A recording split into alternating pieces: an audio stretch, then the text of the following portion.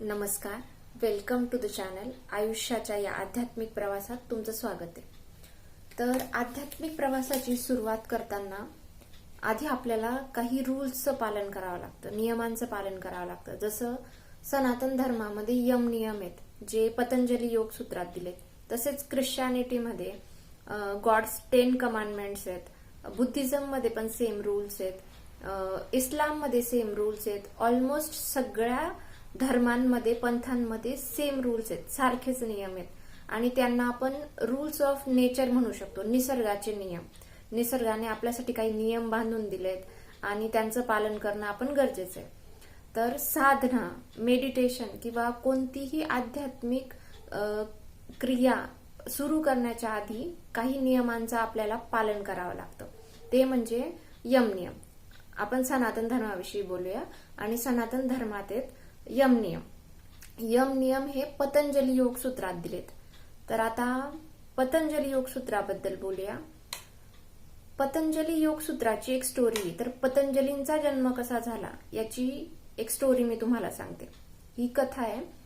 एकदा शिवशंकर महादेवांना डान्स करायचा असतो, म्हणजे तांडव नृत्य.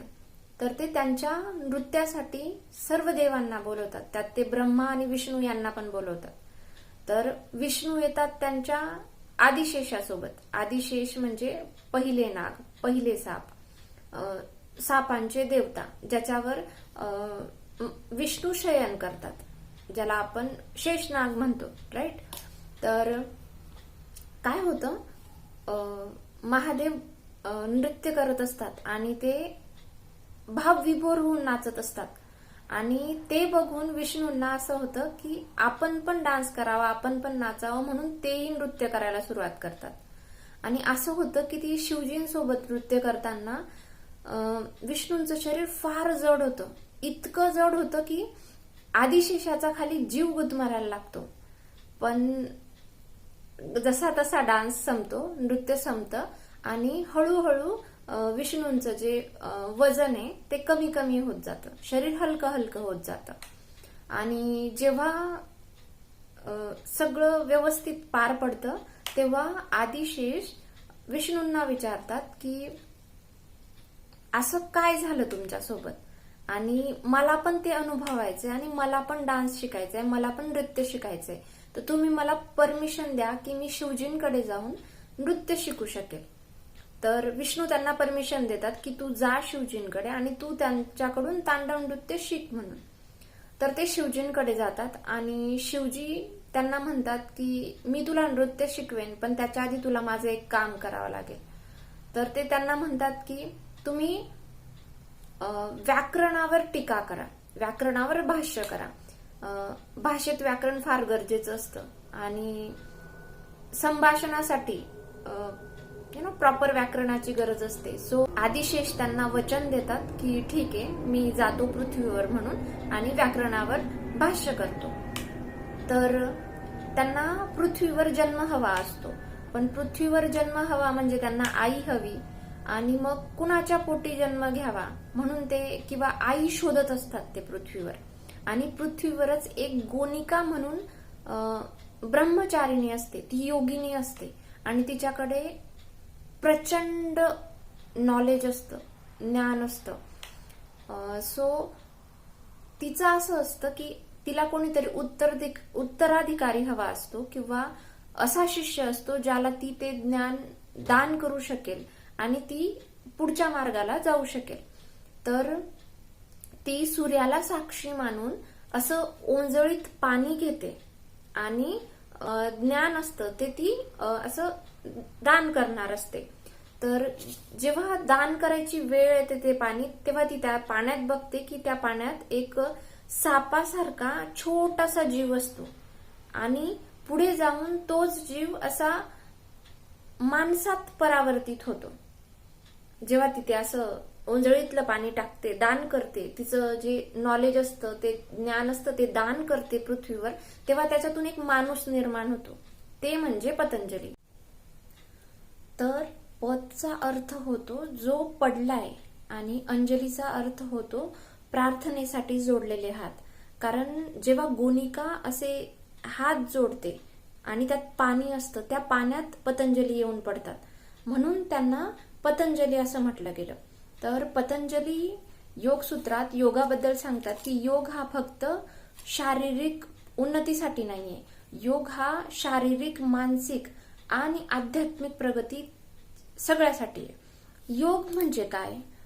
तर योग म्हणजे एकरूप होणं, एक होणं, त्या सत्याचा शोध घेणं, विचारांवर नियंत्रण करणं, भावनांवर नियंत्रण करणं, एक बॅलन्स लाईफ घडवणं आणि त्याच्यातून पुढे जाऊन साधना, मेडिटेशन वगैरे करून परमेश्वरापर्यंत पोहोचणं, याच्यासाठी योग असतो. तर योगाचे 8 अंग आहेत, त्याला आपण अष्टांग योग म्हणतो. तर त्यातलं पहिलं आहे यम, दुसरं आहे नियम, तिसरं आहे आसन, चौथं आहे प्राणायाम, पाचवं आहे प्रत्याहार, सहावं आहे धारणा, सातवं आहे ध्यान आणि आठवं आहे समाधी. तर पहिलं आहे यम. यम मध्ये 5 नियम आहेत. त्यातलं पहिलं आहे अहिंसा, म्हणजे दुसऱ्या कोणत्याही जीवाच्या, मग ते जनावरं असतील, माणसं असतील किंवा अजून कोणते प्राणी असतील, त्यांच्या जीवावर गदा येणार नाही असं वर्तन न करणं. दुसरं आहे सत्य. सत्य बोलायचं, कायम सत्य बोलायचं, पण ते डिपेंड्स. जर तुमच्या सत्य बोलण्यामुळे कुणाचं नुकसान होणार असेल, कुणाच्या जीवाला धोका होणार असेल, तर तिथे सत्य बोलण्याची गरज नाही. पण ज्या सत्यामुळे कुणाचंही नुकसान होणार नाही असं सत्य बोलणं. तिसरं आहे अस्तेय. अस्तेय म्हणजे चोरी न करणं. चौथं आहे ब्रह्मचर्य. ब्रह्मचर्यात 2 प्रकार असतात. एक आहे योगी लोकांसाठी कंप्लीट ब्रह्मचर्य, आणि जे सांसारिक लोक आहेत त्यांच्यासाठी एकवचनी असणं. जसे श्रीराम एकवचनी होते, त्यांना एकच बायको होती. तर जो पण तुमचा पार्टनर आहे, तुमचा हस्बंड आहे, तुमची वाईफ आहे, त्या एकाच व्यक्तीशी इमानदार असणं, लॉयल असणं म्हणजे ब्रह्मचर्य सांसारिक जीवनासाठी. आणि 5वं आहे अपरिग्रह, म्हणजे लोभ करायचा नाही कोणत्याही गोष्टीचा. दुसरं आहे नियम. नियमात पहिली गोष्ट आहे शौच. शौच म्हणजे काय? मन, वाणी आणि शरीराची पवित्रता. फक्त शरीर स्वच्छ ठेवायचं नाही, तर आपलं मन पण स्वच्छ असायला पाहिजे. आणि आपण एखाद्याला काय बोलतोय ते, आपली वाणी, आपले शब्द, आपल्या तोंडून चुकूनही कोणाला वाईट शब्द जाणार नाही याची काळजी घ्यायची. सेकंड आहे संतोष. संतोष म्हणजे जग जसंही असेल, लोक जशीही असतील, त्यांना ते आहेत तसं स्वीकारा. त्यांना बदलण्याचा प्रयत्न करू नका आणि लोकांना जज करायला तर मुळीच जाऊ नका. तिसरं आहे तपस. तपस म्हणजे दृढता, निश्चय, डिसिप्लिन, ज्याला शिस्त म्हणतो आपण. चौथं आहे स्वाध्याय. स्वाध्यायमध्ये येतं की ग्रंथांचं, वेदांचं वाचन करणं, आत्मचिंतन करणं, आपल्या स्वतःच्या विचारांचं, वाणीचं, शब्दांचं, आपण काय बोलतोय त्याचं आणि आपण काय कर्म करतोय याचं चिंतन करणं, निरीक्षण करणं. त्याच्यानंतर आहे 5वं ईश्वर प्रणिधान. ईश्वर प्रणिधान म्हणजे परमेश्वराचं चिंतन करणं. हा पतंजली योग सूत्रातल्या 8 अंगातलं 3रं अंग आहे आसन. यम नियमानंतर आहे आसन. आसनात आपल्याकडे वेगवेगळ्या प्रकारचे आसन असतात. बघा, मेडिटेशन किंवा ध्यान करण्याच्या आधी, म्हणजे मेंटल किंवा मानसिक गोष्टींवर कंट्रोल करण्याच्या आधी, फॉर एक्झाम्पल आपल्या विचारांवर कंट्रोल करण्याच्या आधी आपल्याला आपल्या बॉडीवर कंट्रोल करावा लागतो. आणि बॉडीवर कंट्रोल कसा होईल? वेगवेगळी आसन आहेत, जशी सुखासन आहे, पद्मासन आहे, वीरासन आहे, भद्रासन आहे, स्वस्तिकासन आहे, असे भरपूर सारे आसन अवेलेबल आहेत. तर आसनामुळे काय होतं? आपल्या पाठीचा कणा सरळ होतो आणि त्याच्यामुळे आधी आपलं शरीर स्टेबल व्हायला, शरीर बॅलन्स व्हायला, स्थिर व्हायला पहिले मदत होते. आणि मग शरीर स्थिर केल्यानंतर आपण आपल्या मनाकडे आणि मग पुढे जाऊ शकतो. राईट? सुरुवात आपल्याला शरीरापासूनच करावी लागेल. तर चौथं आहे प्राणायाम. प्राणायाम म्हणजे श्वासावर नियंत्रण. प्राणायाम मध्ये आपण काय करतो? श्वास घेतो, काही वेळ श्वास घेतो हळूहळू, मग तो काही सेकंद रोखून ठेवतो आणि पुन्हा हळूहळू करून तो श्वास सोडतो. दॅट इज प्राणायाम. 5वं आहे प्रत्याहार. प्रत्याहार म्हणजे प्रतिआहार, विरुद्ध आहार करायचा नाही. सात्विक भोजन, सात्विक जेवण जितकं पॉसिबल आहे तितकं घ्यायचं.